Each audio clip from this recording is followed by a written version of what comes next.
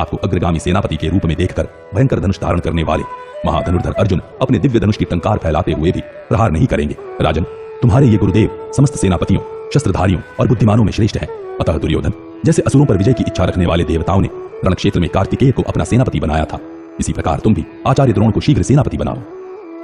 इस प्रकार श्री महाभारत द्रोण पर्व के अंतर्गत द्रोणाभिषेक पर्व में कर्णवाक्य विषयक 5वां अध्याय पूरा हुआ।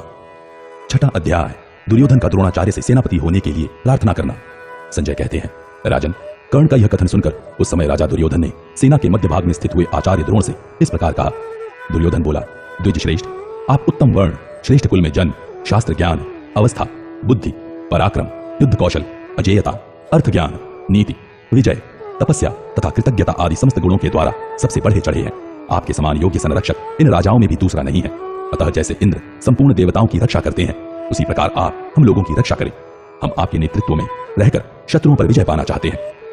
रुद्रों में शंकर, वसुओं में पावक, यक्षों में कुबेर, देवताओं में इंद्र, ब्राह्मणों में वशिष्ठ, तेजोमय पदार्थों में भगवान सूर्य, पितरों में धर्मराज, जलचरों में वरुण देव, नक्षत्रों में चंद्रमा और दैत्यों में शुक्राचार्य के समान आप समस्त सेना नायकों में श्रेष्ठ हैं। अतः हमारे सेनापति होइए।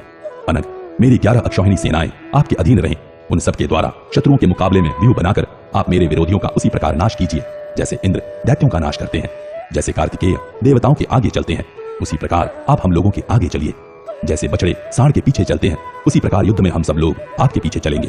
आपको अग्रगामी सेनापति के रूप में देखकर भयंकर धनुष धारण करने वाले महाधनुर्धर अर्जुन अपने दिव्य धनुष की टंकार फैलाते हुए भी प्रहार नहीं करेंगे। पुरुष सिंह, यदि आप मेरे सेनापति हो जाएं, तो मैं युद्ध में निश्चय ही भाइयों तथा सगे संबंधियों सहित युधिष्ठिर को जीत लूंगा। संजय कहते हैं, राजन, दुर्योधन के ऐसा कहने पर सब राजा अपने महान सिंहनाद से आपके पुत्र का हर्ष बढ़ाते हुए द्रोण से बोले, आचार्य आपकी जय हो। दूसरे सैनिक भी प्रसन्न होकर दुर्योधन को आगे करके महान यश की अभिलाषा रखते हुए द्रोणाचार्य की प्रशंसा करके उनका उत्साह बढ़ाने लगे।